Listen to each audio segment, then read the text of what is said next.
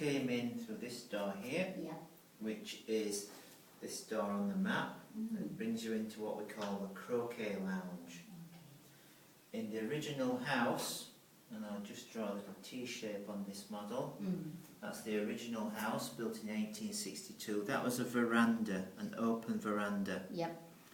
They built this extension here on your map. It's the sitting room and dining room in 1872. And so at that time they closed up the veranda, made it into a room that you see today. So to connect the original house with the extension. So the original front door was here. And it goes straight into the hallway and the main staircase. In the early 1880s they added this bit here, bathrooms and a corridor down to the ballroom. That's the other extension. That's the other second extension. And at the same time they built this part, which was like a service wing, a kitchen, scullery, storeroom and laundry, and a dairy store, a meat store, and a service corridor here, just that little corridor there. They built the billiard room at the same time, the billiard house, and here, not on the model, the stables and the fernery. So they did heaps of work at that time. It's a big family. Big family. We'll get to that. So on the map we're here, information and sales. So if you find that chimney there, that's this fireplace. So that's where we are. It's nice, beautiful. So Alfred and Eliza Buckland, the first Mrs. Buckland, they arrived here in December 1850. They were both roughly 25. She's slightly older than him. He's a little bit younger. So he was about 24, she was 25 or thereabouts. When they arrived, they lived with his brother. His brother was already here in New Zealand, down in Newmarket. She had her first baby, Susan, in January 1851. So she was pregnant when she was travelling. Her second died, aged 1 month. But she had 10 in total, but one died. They used the name again, Marianne. Her sister got it later on. She was almost 102 when she died. So, the first Mrs. Buckland got just 4 years in this house. She died in 1866 with pneumonia. There wasn't any real medicine for pneumonia then, so you either got well or you didn't. She didn't. Fortunately, this lady, Matilda, she was already living in the house. She was a maid for Mrs. Buckland and a governess to the children. She was 20 years younger than him. He married her within a year. So he didn't hang about. She went on to have 11 children. 2 died, one at 4 years and one at 14. The most number of children at any one time was 14 living in the house. So they need a big house. They needed a big house and a bigger and bigger house. He made his money from trading stock and wool and general auctioneer. He is a businessman. He was a businessman. That's one of the reasons why they built the ballroom, because they like to entertain business people. So the ballroom became important. And that's why it has fairly nice for the dime bathrooms, because if they had heaps of guests they needed bathrooms. And I guess they had a gentleman's bathroom and a lady's bathroom. I would have thought so in those days. So that's the house. Anything you want to know? Isn't this house, the whole house, a donation to the trust?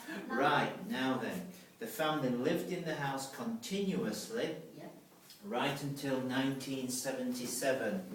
The last family to live here were these people.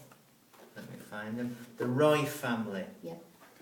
And she was a great-great-granddaughter of one of the daughters from the family. So the Roy girls, here they are, lived here with their mum. They had a brother, Graham, but he spent a lot of time with his dad. They had a farm, which was a family farm up near Helensville.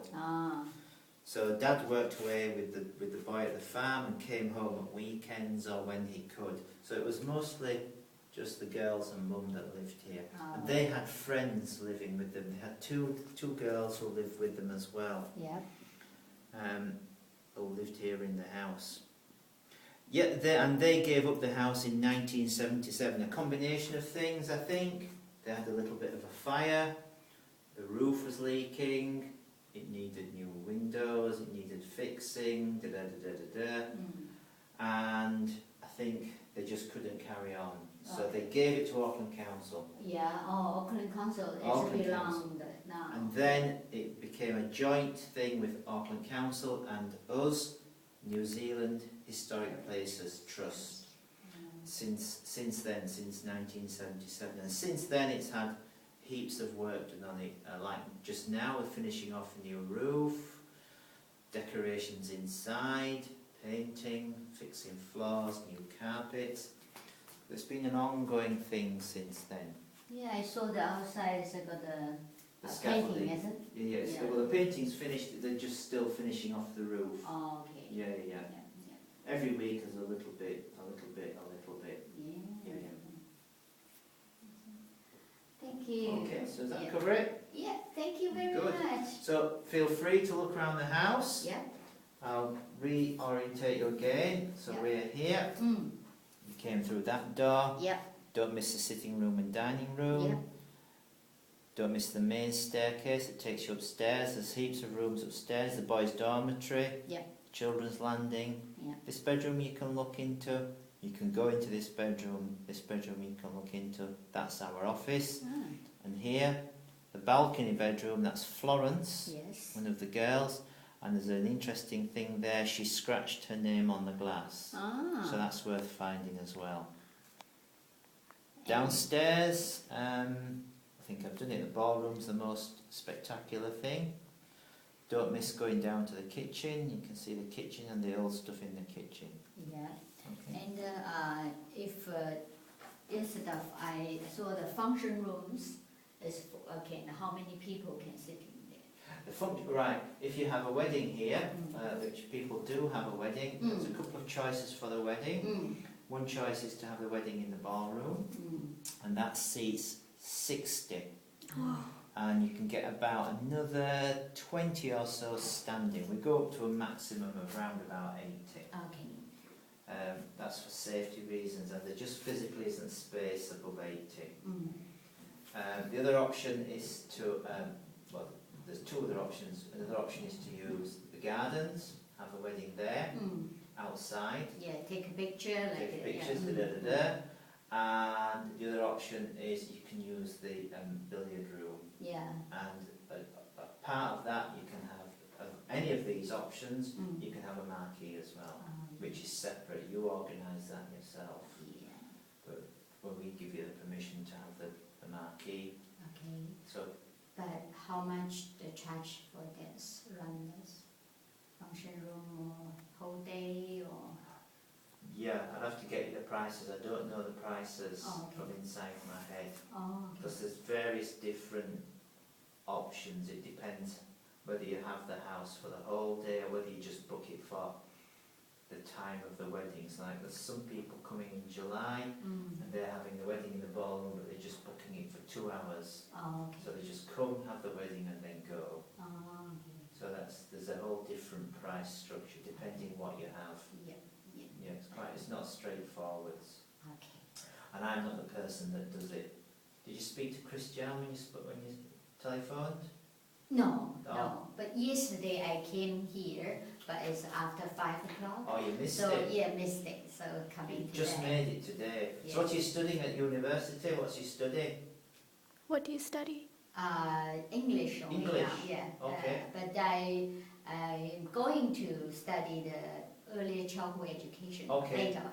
Early childhood education. So you've got to get your English up there then. Yeah, practice more speaking, listening, and speak to the negative And the writing, Yeah. of course. Yes, of course. Who are you going to do the early years degree with? Is it massive? No. No. No? You're not sure? Not sure. You haven't got there yet? Yeah. Well, good luck anyway. Thank you very much. Away you Thank you. go. Yep. Anything else? That's it. Thank you very Not a much. Thank problem. you. Look around the Yep. house. Should I end the video now? Video close. Okay.